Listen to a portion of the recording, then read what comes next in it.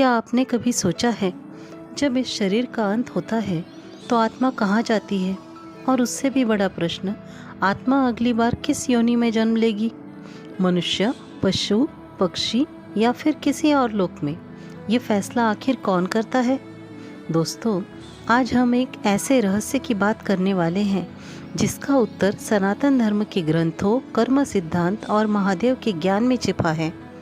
कहा जाता है शरीर मिट्टी से बना है और मिट्टी में मिल जाता है, लेकिन आत्मा कभी मरती नहीं। भगवान शिव ने जीवन और मृत्यु के रहस्य को समझाया है। भगवद गीता में भगवान श्री कृष्ण कहते हैं, न जायते म्रियते व कदाचित, अर्थात आत्मा न कभी जन्म लेती है न कभी मरती है। लेकिन फिर सवाल आता है, अगला जन्म कौन तय करता है? दोस्तों, सनातन धर्म के अनुसार इस ब्रह्मांड में एक अदृश्य न्याय व्यवस्था काम करती है, जिसे कहते हैं कर्म का सिद्धांत।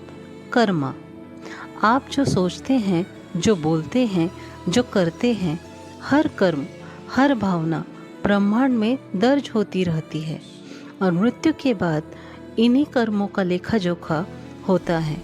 कहा जाता है इस लेखे का निरीक्षण करते हैं यम और चित्रगुप्त। चित्रगुप्त हर कर्म का हिसाब रखते हैं। यदि आत्मा ने सत्य, दया, सेवा और धर्म का पालन किया तो उसे उच्च जन्म मिल सकता है। यदि जीवन लोभ, क्रोध, अहंकार और अधर्म में बीता तो आत्मा को कठिन योनियों से गुजरना पड़ सकता है। लेकिन यहाँ एक और रहस्य है। महादेव कहते हैं सिर्फ कर्म ही नहीं, अंतिम समय के विचार भी अगले जन्म को प्रभावित करते हैं। मनुष्य मृत्यु के समय जिस भावना में होता है, उसी दिशा में उसकी आत्मा आकर्षित होती है। अगर मन भगवान में हो तो मुक्ति का मार्ग खुल सकता है। अगर मन मोह, क्रोध, वासना या लालच में हो तो जन्म मृत्यु का चक्र जारी रहता है। दोस्तों, 84 लाख योनियों का उल्लेख हमारे शास्त्रों में मिलता है।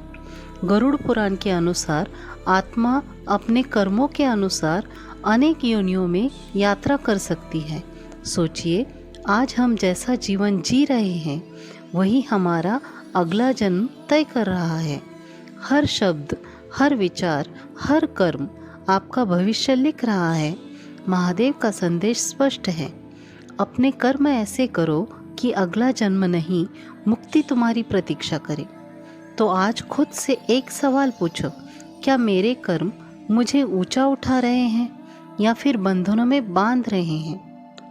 यदि यह रहस्य आपके दिल को छू गया तो कमेंट में लिखो हर हर महादेव। और याद रखो, शरीर खत्म होता है लेकिन आत्मा अपनी कहानी आगे लिखती रहती है। हर हर महादेव।